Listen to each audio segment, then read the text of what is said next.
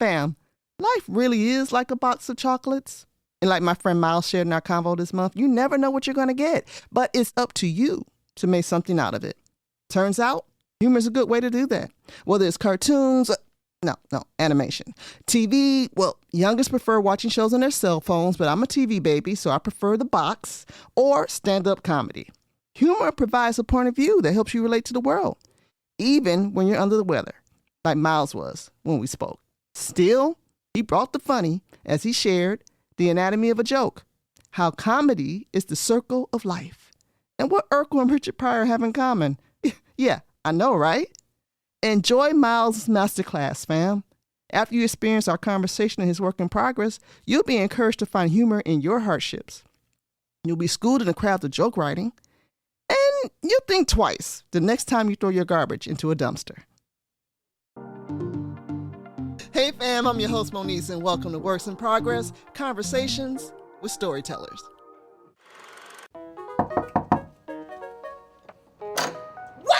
I'd give a kind of nursing a little something, all right.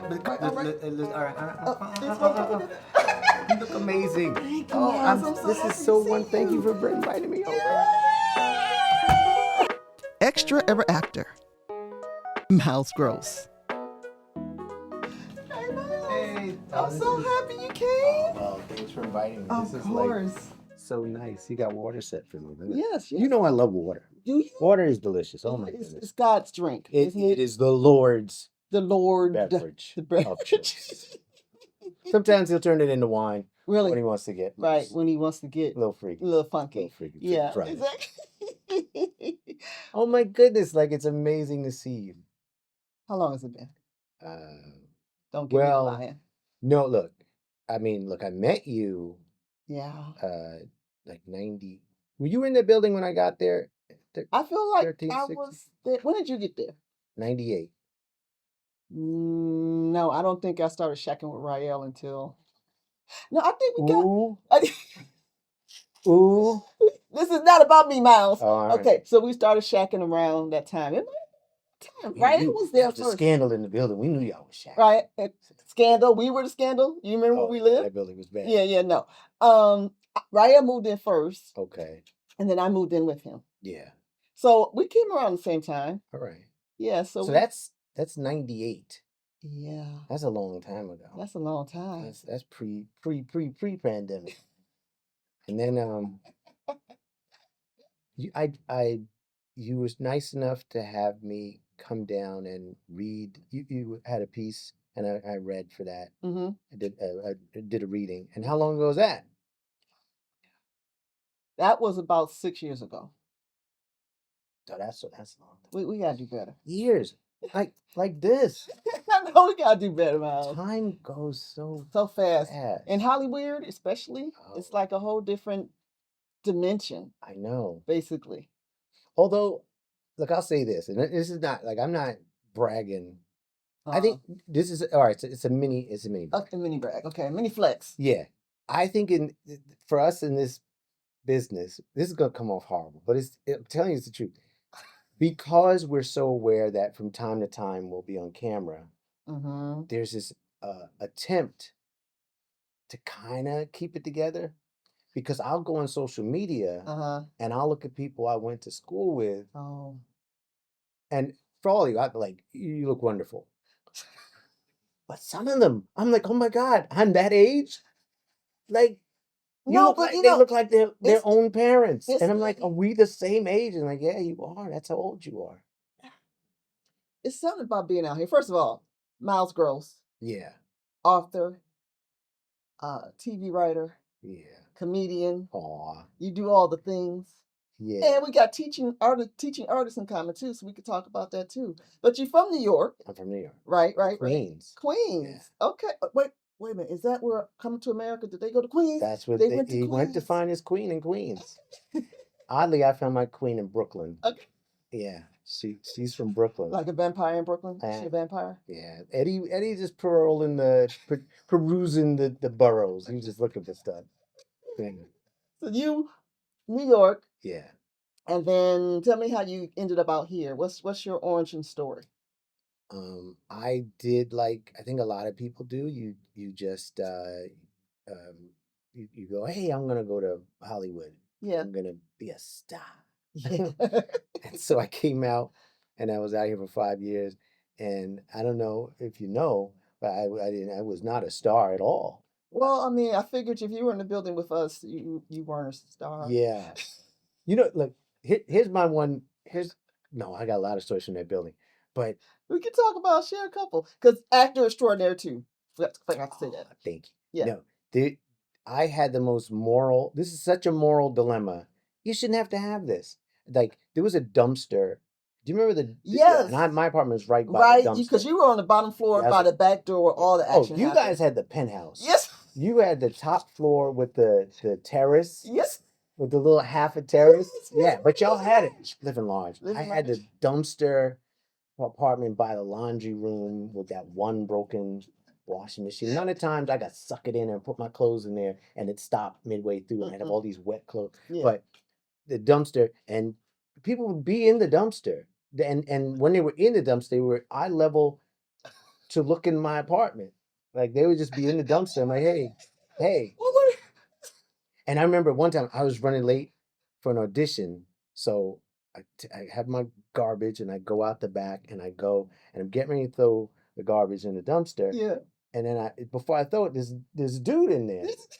And I'm like, this is a moral dilemma. Do you throw garbage into a dumpster that is occupied by a human being? Yes. And I'm like, that's bad, but I gotta go to this audition. And I'm like, And then he says, give it to me. I'm like, thank you. And then he took the garbage. Right? Yeah, he took it out of my hands. Wow. Yeah. And perused through it instantly, probably, to see what was going on. There wasn't nothing in there.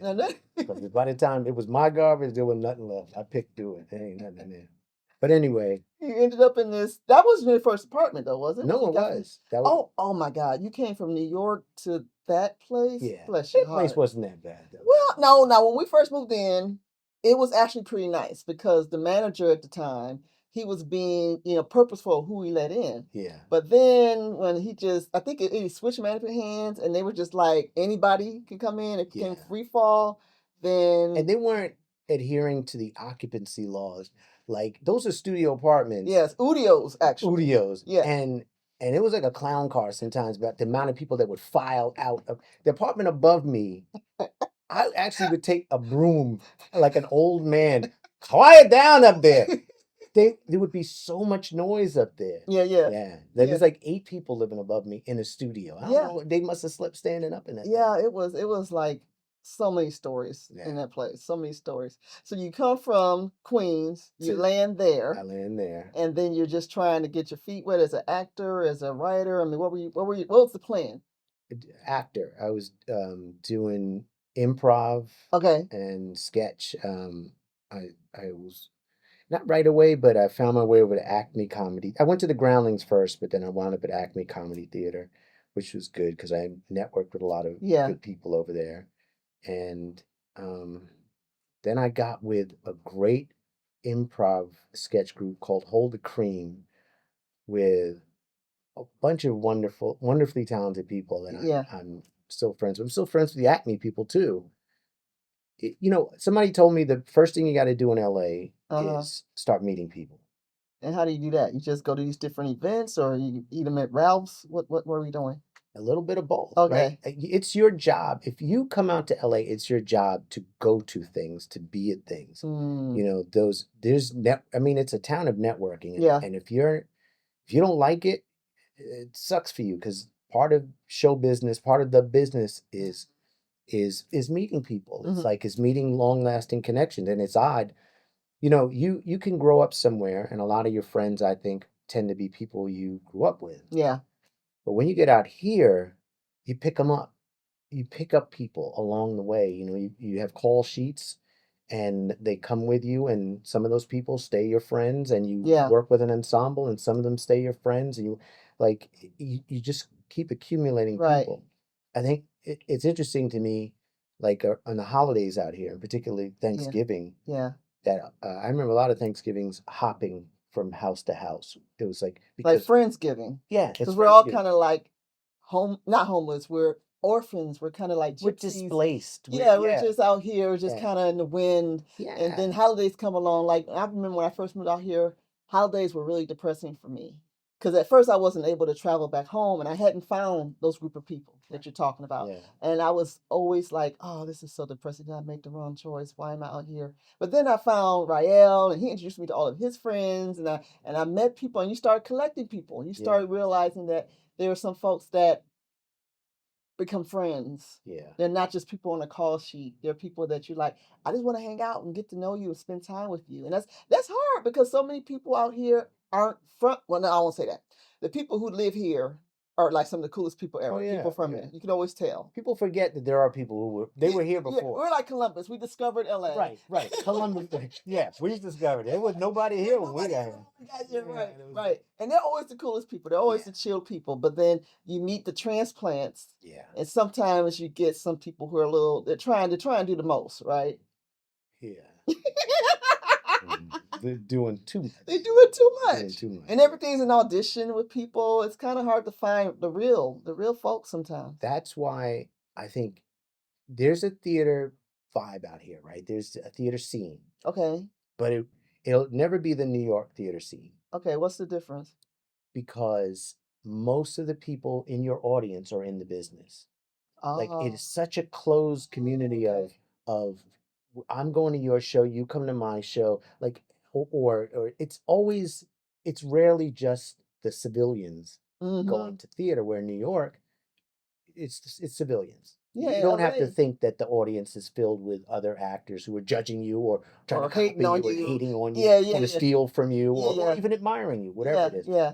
I feel like you get even doing stand-up, I feel like the vibe for stand-ups here, people always talk about the East Coast is where people cut their teeth. Philly, New York, Boston, and certainly, the Eastern Seaboard down south. LA is not a place where you cut your teeth. You come out here developed because because you're trying to get a job. That audience, you're not like, you want an audience because you want laughter, but really you're hoping some development executives are there, or directors, or casting people, and that's what the audience is here. So does that make you perform differently? I mean, do you have a chance to just work stuff out? I mean, you're trying to get a job. Well, I think of it, if you think of it to me like I'll say baseball or any sport, when you're on the minor league levels, you are, and I'm not calling New York minor league, but when you're in the instructional league levels, you're more willing to try things out to learn. Yeah. But when you get on the majors, the stakes are higher. Like you have to come correct. Like if you're writing for community theater in Scranton, like, you want it to be great, but then when you bring it out to LA, it can't be a Scranton 9 because that'll be an LA 4, right? Right. You gotta up it. Yeah. And no disrespect to Scranton. Or Akron. The office is there. Oh, right. Anybody like that. Yeah, right. Well, so how do you talk to me about the craft of telling jokes, writing jokes, stand up? I mean, all of that. I know it's a craft to it. I know some people think you just get up there and just start talking. That ain't what it is. I want to hear from you as a master joke writer. Master joke writer. Oh yeah. I think you either have a sense of humor or you don't. Number one, you can go to comedy class, but they're not going to teach you how to be funny. They can teach you the rules of comedy, the structure of comedy. They can't teach you to be funny. You're either funny or you're not. Yeah. And for comedians, and I've met a lot. I'm a producing partner and writing partner with JB Smoove. Right.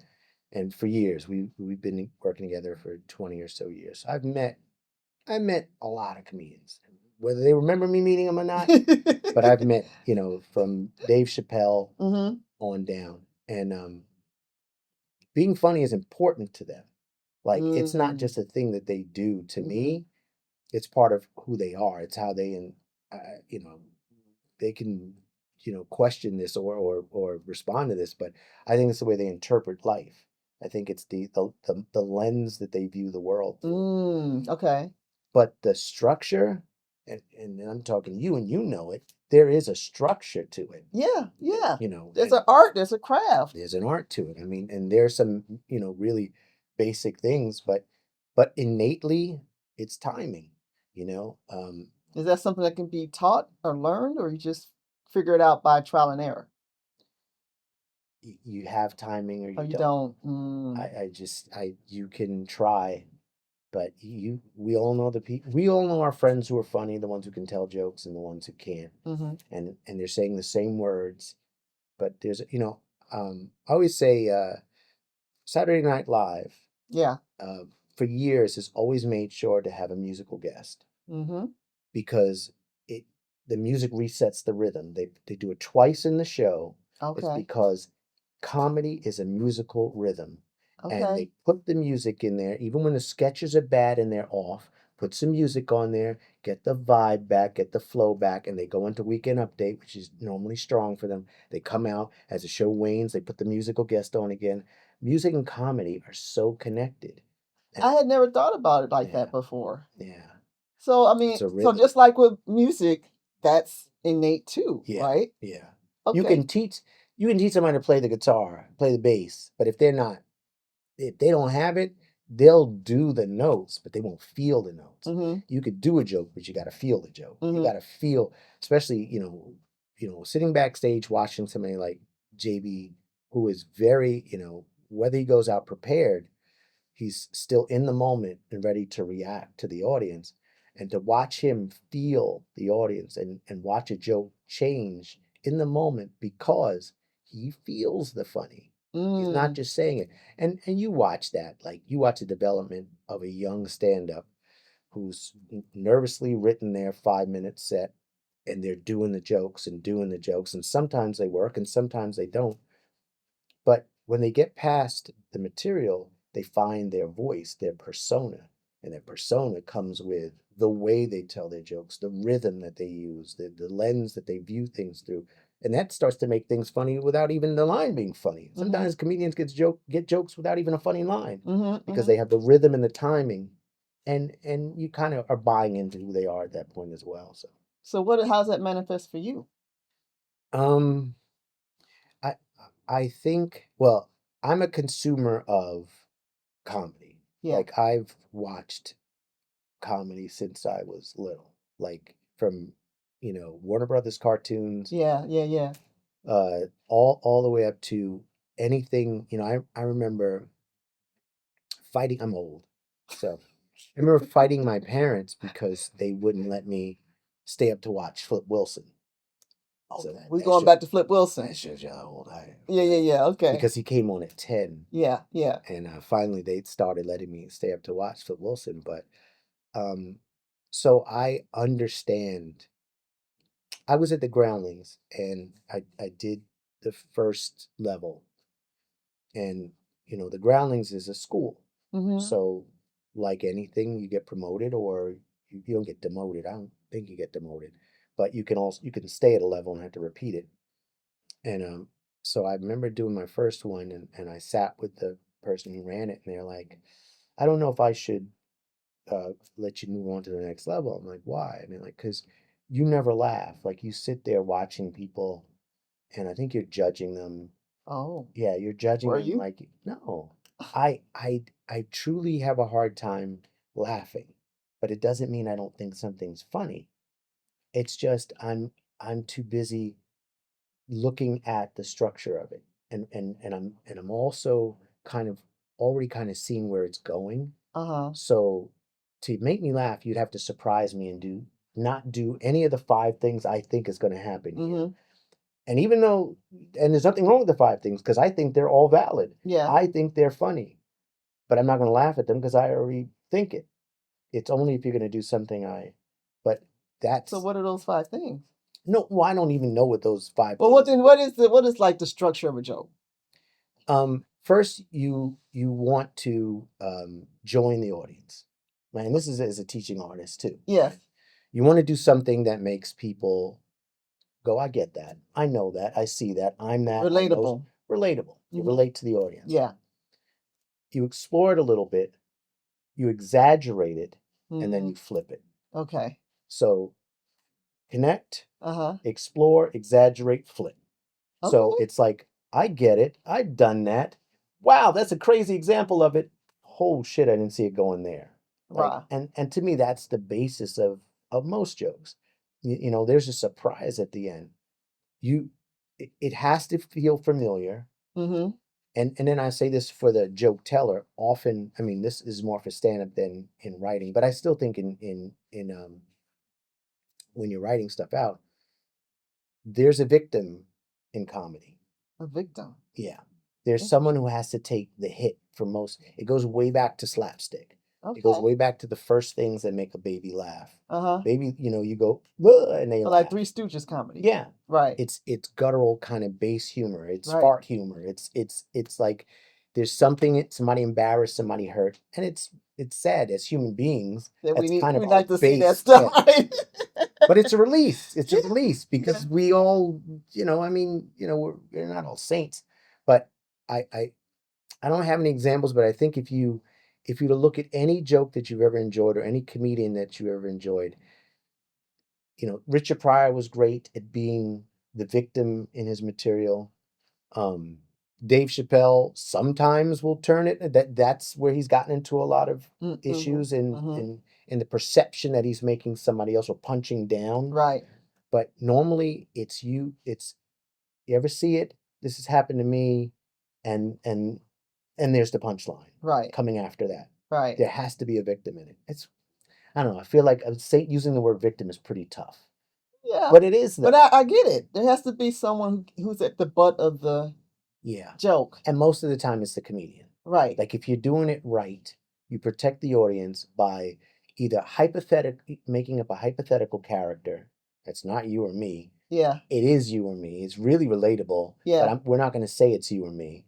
Or I take it. I take the hit. It can split back and forth, right? In a scene Between the characters or the people? Between the characters, between the people. I was just watching Erica Alexander from Living Single. Yeah. And she was just today I was watching her talk about doing comedy in a scene. And Kyle. Yes. So they had a back and forth. Yeah. So Kyle says something to her. Uh-huh. She's the victim, right? So that they're jabbing back and forth. And she took it. And she didn't race away from it. She had to be the victim for a moment. Yeah. But then she flipped and said something back to him. And then he was the victim. Yeah. I mean, I know that's a back and forth version. Yeah. But that's the basics of. Hey, Urkel's saying, "Did I do that?" He's the victim. Yeah. Whatever. I mean, it's like. And does that translate to writing it as well? Yeah, I feel like. All right, we can talk because I don't get to speak to a lot of writers about the process, but once I start a project, right, and I'm really immersed in it, I'm writing dialogue. Yeah. It lives in my head, right? Even when I stop, and sometimes I'll stop even though I have stuff, but I'm like, no, I've written. I wanted to do 10 pages today. Right. Save some for later. Yeah. Mm-hmm. But they're still there talking, right? and they can't wait, and you go, you have to be a bit of a what's it called? We have multiple personalities. I was gonna say schizophrenic. Yes, because you got to do conversations. And look, I put Tubi on. Sometimes Tubi's really fun to watch just the trailers for some of the films, and watch like she has a long wig, and then in the next scene she has a short wig. Like Tubi is hysterical. And it's so funny to watch dialogue that clearly was written by someone who didn't bother to change the voice. Right. Let's go to the store. Yes, let's go to the store. We should go to the store together. Mm-hmm. Hey, let's go to the store. Yeah. Right? It's one person writing to sit there and create these different voices. Yeah. From really different perspectives if you're really gonna explore it. And this old and from here and younger and this one went to college and this one was in an accident and be able to do that is kind of an insane process. Yes. But they all want to win, especially in comedy. And that's the balance of, well, who's the victim in this moment, and then who gets the comeuppance in this one, and who gets the line, the tags here, and so the conflict is they all feel that they're right. Yeah. Right. Well, everyone is the star in their own movie. Right. Right. JB and we've always talked about, and it made it on the curb too from our conversations, but that Forrest Gump. The movie you want to watch is Jenny. Oh yeah, Jenny is a hot Jenny mess. lived the life. Yeah, Jenny was out there. Oh yeah. So he even said it on Curb. Jenny lived the life. But yeah, and it's like, but that's the whole thing. Like, you, in any bit of fiction, the author's chosen to give us who the main character is. Yeah. But those are not like just kind of extras. These other characters, even if they come in for one moment, right? If the camera wanted to follow them, or the action wanted to follow, they have a life too, and you have to believe that, right? So that their voice is filled with that when they walk in, and they're not just saying, "Hey, you want to go to the store? Let's go to the store. I want to go to the store." Right. There's got to be something underneath it. The subtext, the intention. It's layered. It's layered. Good dialogue is layered. Bad dialogue, not so much. Not so much. Well, I want to talk about. You're talking about the work you do with JB Smoove. So you're a producing partner with him. I mean, what does that look like? How does that work? We just do. So you get, especially somebody like him, he gets called up to do a lot of different things. And I go with him, and we figure out these things, whether they're corporate events, whether they're branded. It's a blur.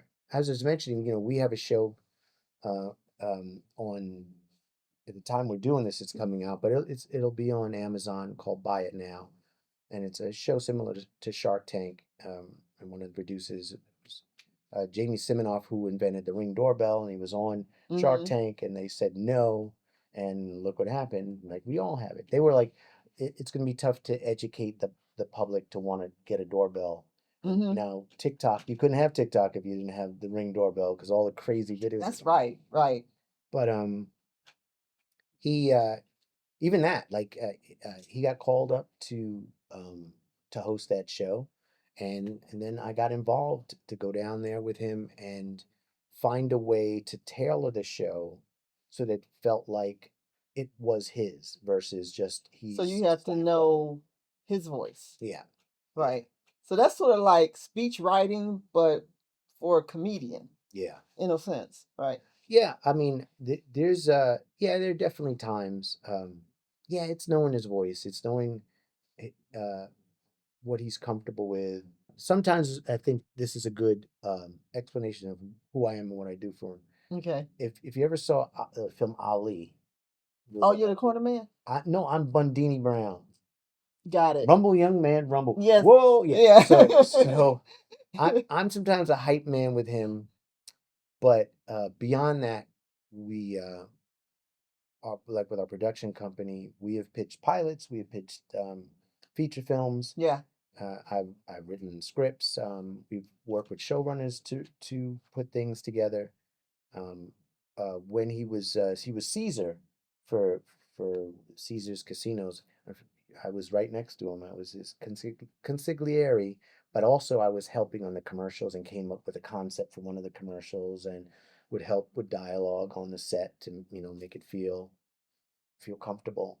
Wow. Yeah. Yeah. I mean, you have kind of like a Forrest Gump life as far as your writing and your career and things like. It is a lot of chocolate. Yeah. So let's talk about the piece that you decided to share with us. What's that project? Okay, so this is a cautionary tale project, because I was like, well, what can I share? So our company, JB and I, it's Alternate Side Productions. Okay. So it's a fairly new company, and right now we're in talks for a first look deal, and I think really coming off of his final season on Curb Your Enthusiasm, his reps felt like it's time. We got to get going. So a lot of the things that I've written or am writing on are kind of like encumbered, So I'm like, well, what can I want to bring something that has some importance to it and something we can discuss. So this is a cautionary tale piece. Years ago, a friend of mine knew a player in the WNBA. Yeah. Who wanted to write a show. Yeah. And so we sat and we spoke, and I wrote a pilot for her. And she took it, and she's running around pitching it everywhere. I'm like, hey, hi, wrote that. Involve me. I mean, cool, pitching, great. Yeah. Get it out there, but can we talk? And then I'd have people calling me up saying, yeah, man, we got a good script. Who are you? Who are you with the good and the script? What? And wow. yeah. And so and it just got out of hand to the point where, and yeah, then someone was trying to attach themselves to it, and it was this whole big thing. So finally I said, I'm not quite sure what you want to do. You're not really involving me. You paid me and it's yours. And she said she would pray on it. Oh. Okay. And I said, I already spoke to God. So yeah, you wanted me to call God back. Want me put him back on the line with you, right? Yeah, I was just on with him. Just got off the phone. So yeah. So this pilot, I kind of couldn't find a small piece that, because the context would have been off. So I just got kind of this opening monologue, and even this changed in another draft of it because people didn't like this, and I liked it. This you'll see, but it's more. This is as a writer out here. Yeah. I know you want opportunities, Mm-hmm. and here's what's going to happen a lot. There's a lot of you'll run into a lot of people who have status over you, mm-hmm. who will try to get something for nothing. Mm-hmm. And because you're out here trying to do what you can do, doing the best you can do, you'll go for it. Because why not? Like, you're splashing around in the water. I don't care if it's a rubber raft that comes by. Right. You're going to want to get in it. Yeah. But you still got to take care of yourself. Yeah. Right? You still have to have agreements in place. Mm-hmm. And I was way too old to not have an agreement in place. I was just, it was a friend, and I'm not going to mention her name. She's a lovely person, and she was lovely the first day and lovely the day she said she was going to pray about it, mm-hmm. which is still a good thing to say. Yes. She could have told me to go F myself, right? Yeah. But she didn't. She's nice, but certainly didn't have an understanding of the way business works. Right. And that writing is a labor. Yes. And it's valued, because I imagine if she played 10 games and didn't get paid, it'd be a problem. Yeah, and went up and didn't get paid. Yeah, and then the owner said, "Oh, you played, right? Let me pray on it. Let's see." Well, that is the perfect introduction to this. So we're gonna check it out, and we're gonna pray on it. Yes, pray on it. Okay. All right.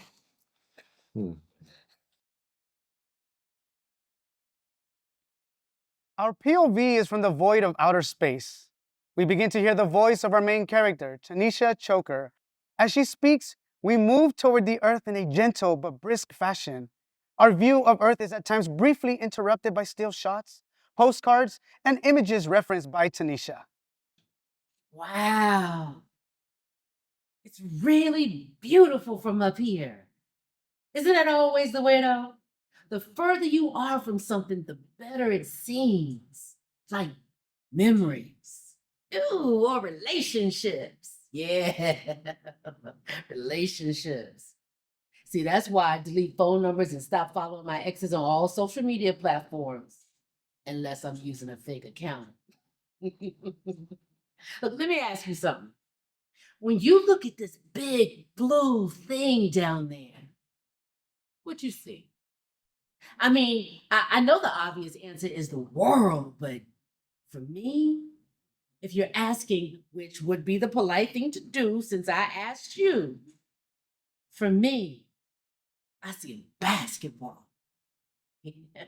I'm a professional basketball player, so it's hard for me to see something round like that and not see one. Mind you, not because I'm some kind of dumb athlete who can't see anything beyond the sports world. Nah, to the contrary. For me, basketball opened up the world. Because of basketball, I have seen parts of the world the average person never gets to see. We see postcards that read "Hello from," along with the name of the places she mentions. I've been to Russia. We see a beautiful image of St. Vasil's Cathedral in Moscow. I've been to Turkey. We see a stunning image of the Aspendos Theater in Sirik. I've been to Lebanon. We see an incredible image of the Sursak Museum in Beirut. Just to name a few. Not bad for someone who grew up on the streets of Baltimore. Thank you. It's weird hearing the words out loud like that. Why? It just, yeah, because it's stuff, it's here, it's on paper, but then when people say it, it's like, oh yeah, it's a human other than my voice. Uh-huh. No. And so it's been a minute since you've seen it. Yeah, it's been a while. I wrote that a little while back, and even that. So that's the very beginning of the pilot, and it's in outer space, and it was just, So, all right, let me pull back. Pilots. Your thoughts on pilots? Are you a big fan of pilot episodes or? Well, it's what you got to do as a writer. But what's your what's the best approach? Do you feel that it needs to be encumbered with a lot of exposition, or should you start deeper in and then? Well, that's the thing that's going on now. Now they're saying they don't want pilots anymore. They want they want it already be in motion and going. Yeah. And I think some stories you can do that. Yeah. But some stories you got to start from the beginning, I feel. Yeah. So you can get an idea of who these characters are and get the foundation for what's going on. But when I first started writing, it was more about spec scripts. And spec scripts is when you're writing the voice on the TV show already, right? But now it's switched to TV pilots where you write your own ideas and everything. And now they're changing it again, talking about, no, let's go deeper into the story. So they keep moving the goalpost of when you tell your story, when you write your story, how they want to read it, I guess. What are your thoughts? Yeah, I think they keep changing it. I think Netflix changed it. Okay. When you could get all your episodes at once. Yeah, that streaming thing pretty much. Yeah. The binging messed up. Binging changed it, when we were all patient human beings. When was this? Old man. Back in the old days, we'd watch something Tuesday night at 8. And you wouldn't get another one till next Tuesday night at 8. Yeah. And you waited. Yes. That's gone. Yeah.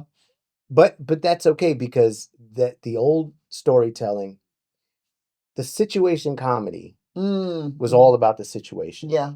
And it didn't matter, Cheers, they own a bar, it'll go on forever, Whatever the premise was, this is the premise, it'll go on forever. But now, and especially because the industry has changed and you don't even know if you're going to get a second season when you do something. If you look like us most time, you don't. No, I don't care how good the show is, Lovecraft. You don't get a second season. Right. So you've got to write a story, and it's got to be tight, and you can't waste an episode. And I think so. It's caused people now to want to start with their feet running. Like that first episode has to be hyped, because there's so many other shows. If you don't grab, because a pilot episode being encumbered with telling so much backstory, they tend to be like, eh. I mean, especially when we had the time, like you said, when people got we had no choice. They had 10 years, they had all this time. So you had the first season could be a pilot episode. It could. Because you're getting to know all the characters and everything like that. But now, like you said, you don't have that time. It didn't matter. Look, the first season, the first episode was going to look like the 7th episode. It was going to develop like, the Cosbys are going to change their couch. But it's still going to be, maybe Cosby isn't the right guy to go to, but perhaps not. Perhaps not. but you know what I mean? Like those situation shows, it was just going to be rinse and repeat. We weren't going to do anything. Even the cop shows. I know shows like people love Law and Orders, and there's nothing wrong. Those are great shows, but it's someone committed a crime. Oh no, we're never going to catch him. Holy crap, we caught him. End of episode. Next one. Oh, somebody committed a crime. Like it's a formula. Yeah, But yeah. now it's a story. It's like a 8-year-old telling you a story. And then this happened, and then this happened, and then this happened. It's like, all right, slow down, slow down. No, no, no, no. And then this happened. And that's what we want now. Like, and that's why we binge it. So you start the episode, you double back, you do bottle episodes. Yeah. Which are What's great. a bottle episode? Bottle episode. Well, the studio's definition of bottle episode is you're shooting it cheaper, right? Because you're using less characters. Yeah. And Usually in one location. In one location. Yeah. Mm-hmm. But creatively, I think it's an opportunity to deep dive emotionally on some characters. Mm-hmm. You know, people love the bear. Mm-hmm. And that Fishes episode, that's a bottle episode. Okay. And that's the Emmy episode. Like, I don't know if you're a fan of Bear. Well, that episode is insane. It's probably the best episode to me of their 3 seasons. And, Okay. and it's a bottle episode. So, whereas they... But that leads me to this other question, though. Comedy.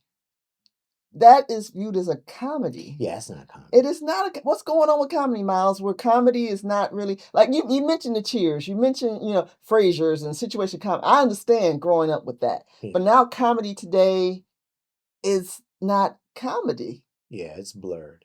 Yeah, I think it's blurred. And I love writing dramedies. I love that. I love having the hybrid between comedy and drama. But even I know that's a dramedy, and why people don't like to say it, I don't understand. So they just say comedy, and it's not a comedy. And even to me, calling it a dramedy is pushing it. Really? I think Bear is a drama. Okay. I think Bear is a drama, and it is just a truer view of life where people are funny in regular day life, but I don't live a comedy. My life is filled with drama and tragedy. I would not call my life a comedy. Like, comedy is where the intent is. The payoff is always going to be funny, even if it's dark humor. Yeah. That show is not that. That show is really an exploration of these characters and their feelings and their hopes and addiction and abuse and, well, maybe not so much abuse, but more addiction. It's not a comedy. Are people funny in it? Yeah, because in real life... It's funny. It's funny in drama and tragedy all the time. And I think, but we grew up with it so separated that our dramas were so dry and our comedies were so sitcom-y and so set up punchline, set up punchline. Did I, and I'll go back to, did I do that? Like, but we don't have that anymore. Our comedies are, well, here's the thing. Our comedies are grounded in a way that they've never been grounded before. Is that what this is? Is this grounded? Bear? No, the thing we just reviewed. The Bear? No, you didn't write the Bear. My thing. Oh, yes. Yeah. What we were going to explore with this is sexuality in the WNBA. You wouldn't know it from that because it was encumbered with me wanting to give you a lot of the main character in that little kind of, and actually ditched it in further drafts. But it was sexuality in the WNBA and perception of sexuality and sexual identity in pro sports, because our 2 main characters were going to be an NBA player and a WNBA player. The NBA player was gay and had to hide it. The WNBA player was straight and nobody bought it. They all thought she was gay. And you know why that resonates with me? Because I play basketball. And you know me, I'm a tomboy all the time. Right. So people always question my own sexuality, especially when I was playing baseball and volleyball and all this stuff. And I found myself having to like, no, I am not gay. No, I just play basketball. I just can't women play sports? Like, why can't this be a thing? That's ridiculous. Yeah. And funny and sad. Yes. And like that was what was going to ground it, is that it's real. It's real that because you choose to do certain things, that people have these, they put all these things on you, these perceptions, and they weigh you down with them. But there's humor in it. Now, anybody watching can right now say, oh, well, Miles, the Bear does that. I don't know that the Bear does that. The Bear really goes hard on, these are characters that have been through it, that have really been through it. There's very little light in the Bear. Yeah, so is comedy in a crisis right now? Well, how about this? I'll say, this is old man stuff again. When I was a kid, we had 2, 4, with ABC, NBC, CBS. I was going to Yeah. give you New No, York. I New like York 2, channel. 4, and 7. And Detroit, same numbers. All right. So, and then Fox came later. Yeah. But we had 3 networks. Yeah. And nobody was programming for kids. Yeah. So as a kid, I watched what my parents watched. Me too. That's Yeah. it. Yeah. And if I stayed home from school, I had to watch the soap operas, All My Children, General Hospital, Guiding Light, all this stuff, and game shows. There was very little programming specifically for me. Now, person of color, forget it. There was nothing. You know, your good times. Ain't we lucky we had it? Like we barely had any. There were so few shows targeted for us. Right. Now, I don't care who you are. I don't care how you identify. There's a show specifically for you. Comedy is so subjective Yeah. to what is funny. And something that one person thinks is hysterical, another person goes, I don't get it. Or I find it tasteless. And I think comedy winds up splintering us. Right? So comedy is, you're in that corner, you're in that corner, you're in that corner. Whereas we all get drama. We all get pain. We all get anxiety. We all get fear. Those things resonate. And then grander things like a Shogun, we get that, this is epic. Yeah. But comedy, I don't think I bet, Is that because we've gotten more sensitive as a people? Or, I mean, because the things you're mentioning didn't change. Yeah. We're just more aware of them now. So, and also as a person of color, like you said, we didn't have much to choose from. Yeah. So I laughed at the Three Stooges. Yeah. That wasn't for me, but I laughed at it. Yeah. I laughed at Lauren Hardy, right? I laughed at Steve Martin and all these people. They're not speaking to me, Yeah. but I was able to find the humor in what they were just talking about, because you mentioned, like, you broke down the anatomy of a joke. I was able to understand. But now it seems like we're so sensitive to everything. Does that make your job as a comedian harder? Like, are you afraid to, like, step into something and suddenly be canceled? I yes. Okay. It's a minefield. Well, so I think the splintering is one thing. Yeah. I think it's a minefield now. Hopefully it'll swing back at some point. But yeah, I know you have to feel it as well. Like when you're when you write something that is a little risky. You might eat too much. Too Yeah. much. Yeah. And you'll run it by people close to you. Mm-hmm. And tell them to be honest, because I'll burn for this. And more for my buddy, for JB, I'm always on the watch for, as we're putting something together, going how this is going to be perceived. But that being said, I think it's just dangerous, and you got to really be careful in a way you never had to be. Right. It's a shame. Yeah. I mean, when we were talking out in the green room, Yeah. you said life is lifing right now. Yeah. And how as an artist do you continue to commit to your craft when life is lifing? I mean, because people out there listening right now who want to be writers and artists and everything, but they got real stuff going on in their lives, and they're like, how do I find time to do this thing that is pulling me, but I got some real stuff going on in my life? You got any words for them? I think your life is your art, and the second you forget that, you'll drown. You'll drown in it. Like the only an artist, if they're not finding a way to use what's given to them, they're stagnant. They're gonna, like, it's that old joke, and the flood's coming and God sends the rowboat, and you know the joke. Yeah. And the whole point of that joke is it's the flood's coming, and you need to be safe, and the guy's like, I got it, and he prays to God, like the person I wrote the pilot with. Mm-hmm. But pray to God that it be safe, and while they're waiting for God to save them, a rowboat comes, a van comes, a boat comes, a helicopter comes, and he goes, "No, God's going to save me." I'm like, "No, God saves you each and every day. God gives you everything you need each and every day. Mm-hmm. If you ignore it, that's on you. Mm-hmm.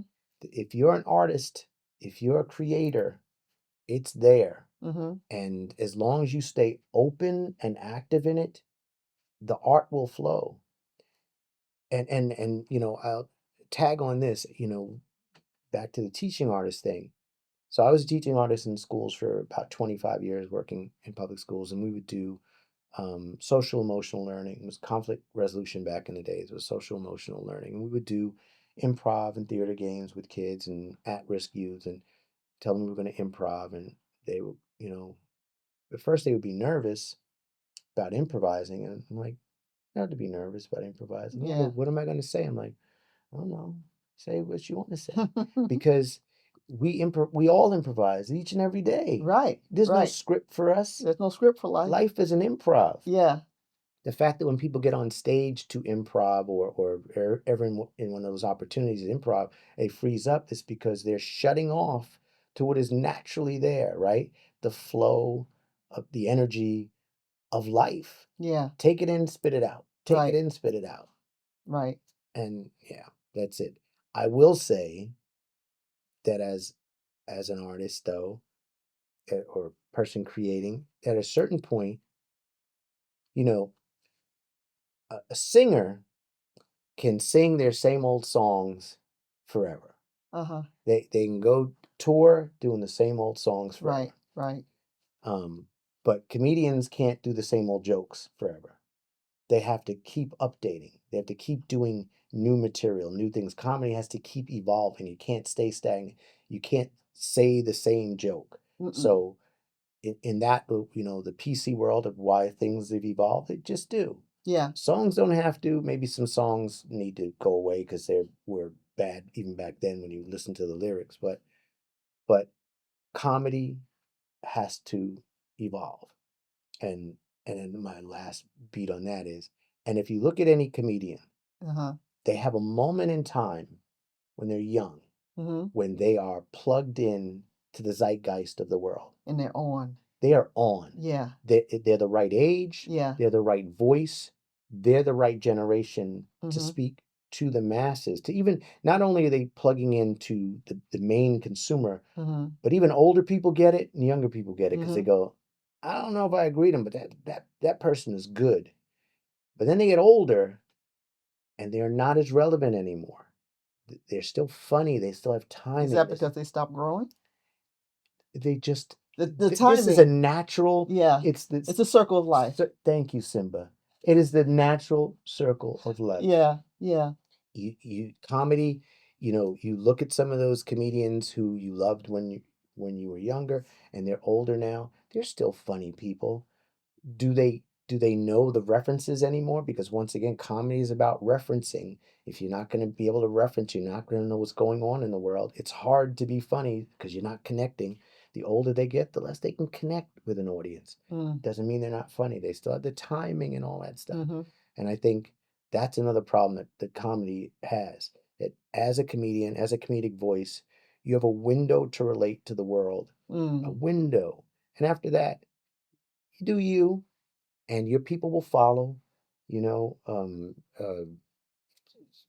Steve Harvey can go do stand up, and it won't be the event it used It to won't be. be the kings of comedy Right. anymore. But it's Steve Harvey. Yeah. He has his audience, and the older he gets, the audience it'll dissipate. But Mhm. he'll still have his audience, but it's not his time. It's the next one up. Mhm. The comedy, it's always the kind of the next one up for comedic voices.